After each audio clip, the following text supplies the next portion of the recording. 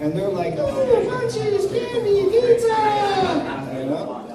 And I get to the register, I look at the tabloids, and I'm like, oh look, the Royals are having another kid. I hope it's two-headed and every raven dies, you know? And, there's a lady and she's got a kid appropriately placed in his carriage. And he's reaching for this, he's reaching for that, he's reaching for this, he's reaching for that. She's got all the groceries in her own grocery bags that she brought herself.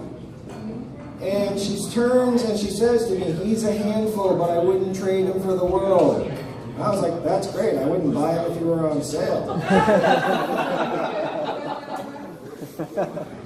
It's not that I'm anti-kid, I'm anti-non-logic, you know? So, after that exchange, the lady disappeared, she signed her checks, she went right through all her groceries, she didn't say anything rude, I was just like, you know, just another day. So I finished my 16-ounce coffee, and then Gladys starts in. Do you have your Stop and Shop card? I'm like, no, Gladys, it's a long day. I just woke up, I want to get my groceries for the week. She says to me, well, do you have your phone number? Is your card attached to your phone number? I'm like, no, I change phones frequently. I have ex-girlfriends that are like notorious felons, aka the Holy Syndrome. So she's like, well, if you had your card attached to your phone number, then you would receive the discount and you could even pay with your phone, right? I'm like, oh, that's interesting. I said, Gladys, if this building had the power cut right now, would you grab a calculator, add up the total of all the groceries, figure in the sales tax, and I could look at you and say 110, 110, 1101. And then I could walk away with the groceries? She said no, so I did it anyway. It is. It's fun doing comedy research when you're this fucking demented, I'll tell you, you know? Yeah. So the other day, I did a set and I was late for it. And, you know, I hate being late for anything. This is why I'm a terrible person. I'm from New England. If I'm going to be somewhere, if I'm not there 5 minutes early, I am so fucking uncomfortable that other people feel it. They're like, that guy is fucking anxious. He is like 60 seconds late. That is terrible. You know? And it's weird because I lived on the West Coast. I did.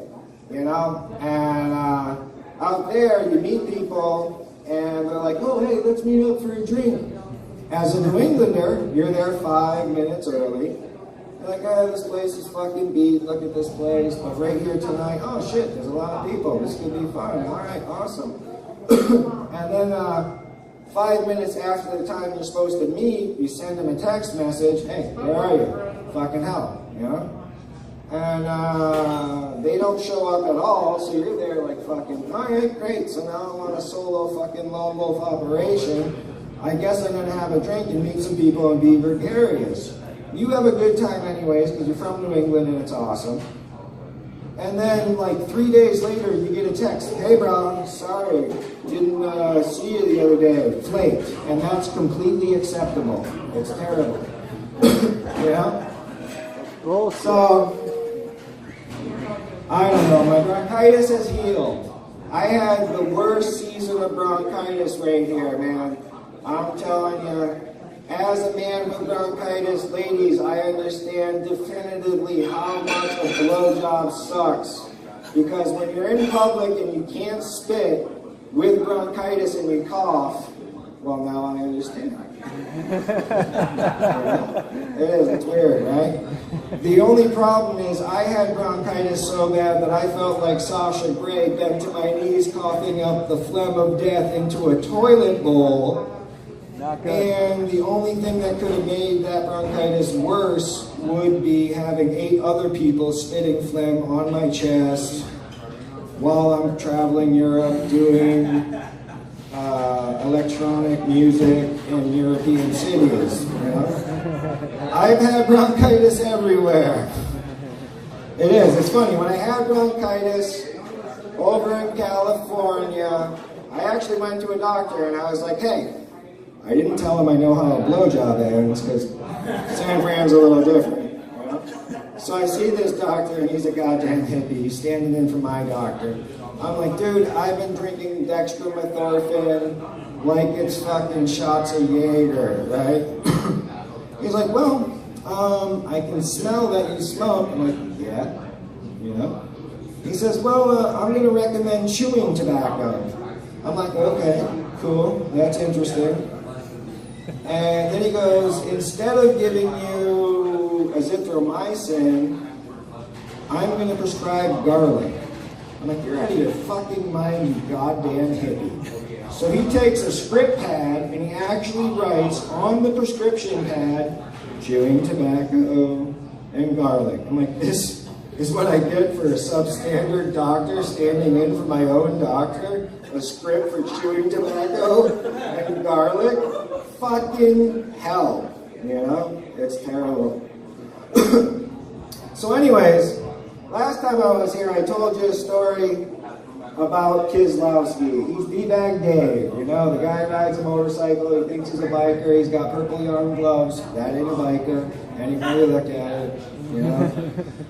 And he's been trying to bond with me, you know, like I said, he said, oh, I got one foot in the grave. I'm like, hey, that's not funny. You don't have your right foot. He's like, well, I tried to make light of it. I'm like, okay, that fucking thing looks like Spam in a sock. He's like, hey, that's not funny. I go, you want to know what's funny? You trying to jump in a cab, get a job at IHOP, and ask for 15% raise when you present the worst appetizer on the planet. He's like, what's the worst appetizer on the planet? I'm like, besides Spam? Let me tell you. You make this fucking despicable corn chowder, and you have 6 cups of butter with 1 can of corn. He's like, yeah, it's corn chowder. I'm like, no, that's butter stew. If you did that at IHOP, you know, right. If you did that at IHOP, they'd be like, squeeze your ass through the double doors, clock out, fucking hop a cab and skip town. And it's funny because he doesn't have his right foot, you know?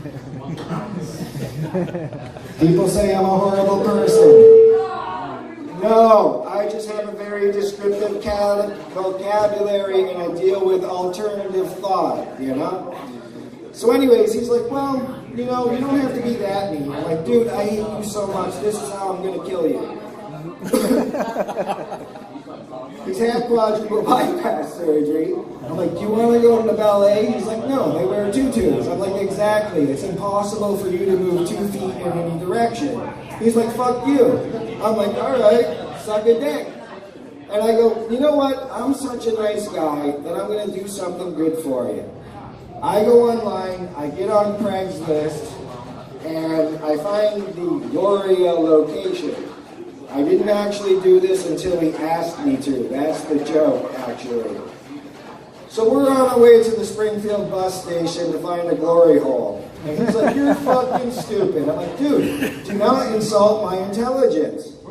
He's like, well, you just don't have any common sense. I'm like, I'm going to give you the best example in homicidal common sense that you've ever had in your life, D-Bag. So we get to the, Springfield bus station. We walk into the bathroom. And I'm like, see, this is a glory hole. He's like, oh, me first. I'm like, dude, you don't know if it's a man yet. He's like, well, how are we supposed to know? I'm like, use your common sense.